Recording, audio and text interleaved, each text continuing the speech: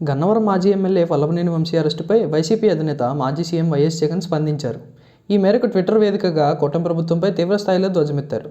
రాష్ట్రంలో చట్టానికి న్యాయానికి చోటు లేకుండా పోయిందని విమర్శలు గుప్పించారు. తీవ్ర అధికార దుర్వినియోగంతో రెడ్ బుక్ రాజ్యాంగాన్ని అమలు చేస్తూ అక్రమ అరెస్టులు చేస్తూ అసలు రాజ్యాంగానికి తూట్లు పొడుస్తున్నారని మండిపడ్డారు. మాజీ ఎమ్మెల్యే వల్లభనేని వంశీ విషయంలో ముఖ్యమంత్రి నారా చంద్రబాబు నాయుడు కూటమి సర్కార్ వ్యవహరిస్తున్న తీరు అత్యంత దారుణమన్నారు. అలాగే గన్నవరం కేసులో తనపైన టీడీపీ వారు ఒత్తిడి తెచ్చి తప్పుడు కేసు పెట్టించారంటూ సాక్షాత్తు జడ్జి ముందు దళిత యువకుడు వాంగ్మూలం ఇచ్చారని గుర్తు చేశారు.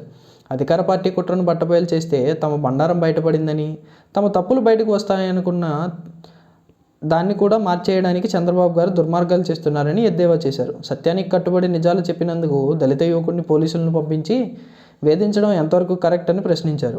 వాంగ్మూలం ఇచ్చిన రోజే ఆ దళిత యువకుడి కుటుంబంపైకి పోలీసులు, టీడీపీ కార్యకర్తలు వెళ్లి వారిని బెదిరించి భయపెట్టడం కరెక్టేనా అని ఫైర్ అయ్యారు.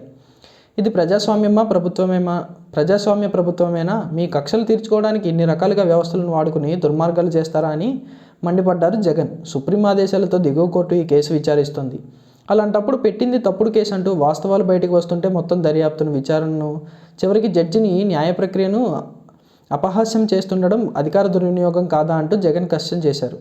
వంశీ భద్రతకు ఎలాంటి సమస్య వచ్చినా ఈ ప్రభుత్వమే పూర్తి బాధ్యత వహించాల్సి ఉంటుందన్నారు.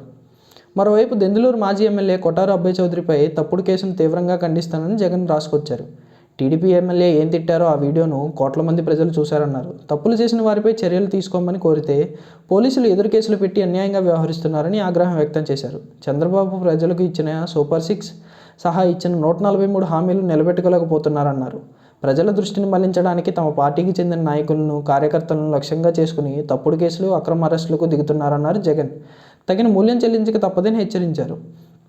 మరోవైపు ఓర్వకల్లు విమానాశ్రయానికి ఉయ్యాలవాడ పేరు అంటూ ముఖ్యమంత్రి చంద్రబాబు చేస్తున్న డ్రామాలతో ఆయన ప్రచార పిచ్చి పీక్కు చేరుకుందని వైఎస్ఆర్సీపీ రాష్ట్ర అధికార ప్రతినిధి పుత్తా శివశంకర్ రెడ్డి మండిపడ్డారు. తాడేపల్లిలోని పార్టీ కేంద్ర కార్యాలయంలో ఆయన మీడియాతో మాట్లాడుతూ కర్నూలులోని ఓర్వకల్లు విమానాశ్రయానికి 4 ఏళ్ల క్రితమే నాటి సీఎం వైఎస్ జగన్ ప్రభుత్వం అధికారికంగా ఉయ్యాలవాడ నరసింహారెడ్డి పేరు పెట్టారని గుర్తు చేశారు. ఈ విషయం కూడా తెలుసుకోకుండా సీఎం చంద్రబాబు ఈ అంశంపై మాజీ సీఎం వైఎస్ జగన్పై విమర్శలు చేయడం విడ్డూరంగా ఉందన్నారు. ఇంకా ఆయన ఏమన్నారంటే, తాజాగా ముఖ్యమంత్రి చంద్రబాబు రెడ్డి సంఘం ప్రతినిధుల పేరుతో కొందరిని పిలిపించుకుని వారితో ఒక వినతి పత్రం తీసుకున్నారు.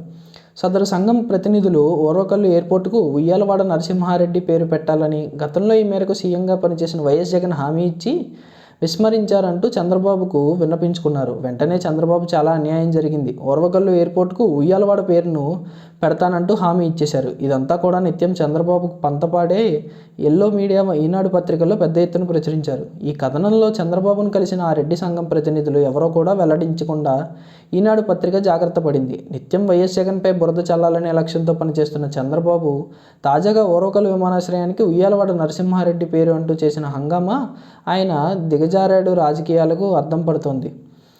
గతంలోనే వైఎస్ఆర్సీపీ ప్రభుత్వం ఈ ఎయిర్పోర్టుకు ఉయ్యాలవాడ పేరును ప్రకటించడంతో పాటు అధికారికంగా ఉత్తర్వులు జారీ చేసింది. రాష్ట్ర ప్రజలందరికీ ఈ విషయం తెలుసు. మార్చి 25, 2021న ఏపీ సీఎంగా వైఎస్ జగన్ ఓర్వకల్లు ఎయిర్పోర్టును జాతికి అంకితం చేస్తూ విమానాశ్రయానికి బ్రిటిష్ వారిపై పోరు నలిపిన మహనీయుడు ఉయ్యాలవాడ నరసింహారెడ్డి పేరును పెడుతున్నట్టు బహిరంగ సభలో ప్రకటించారు. దీనిని అన్ని ప్రముఖ మీడియా సంస్థలు ప్రముఖంగా ప్రచురించాయి. అంతేకాకుండా దీనిపై మే 16, 2021న నాటి వైఎస్ జగన్ ప్రభుత్వం అధికారిక ఉత్తర్వులు కూడా జారీ చేసింది. ఈ మేరకు జీఓఆర్టీ నెంబర్ 21ని విడుదల చేసింది. వాస్తవానికి రాష్ట్రంలో కేవలం 6 విమానాశ్రయాలు ఉంటే 4వసారి ముఖ్యమంత్రిగా చేసిన చంద్రబాబుకి వాటి పేర్లు కూడా తెలియకపోవడం ఆశ్చర్యంగా ఉంది. స్వాతంత్ర కాంక్షను ప్రజల్లో రగిలించి ఉయ్యాలవాడ నరసింహారెడ్డి పేరును ఓర్వకల్లు విమానాశ్రయంకు పెట్టి 4 ఏళ్ళు అయిందని తెలిసి తెలియనట్లు వ్యవహరించడం చంద్రబాబుకే చెల్లింది. చివరికి తన ప్రచార యావ వైఎస్ జగన్పై విషప్రచారం చేయాలనే ఉద్దేశంతో మహనీయుల పట్ల కూడా అగౌరవంగా వ్యవహరించిన చంద్రబాబు ప్రజలకు క్షమాపణ చెప్పాలి. ఎప్పుడైనా జాతికి మార్గదర్శులుగా వ్యవహరించిన మహనీయుల విషయంలో స్పందించే సమయంలో వాస్తవాలను తెలుసుకుని మాట్లాడాలని, ముఖ్యమంత్రి హోదాకు ఉన్న గౌరవాన్ని దిగజార్చకూడదని సూచిస్తున్నామన్నారు.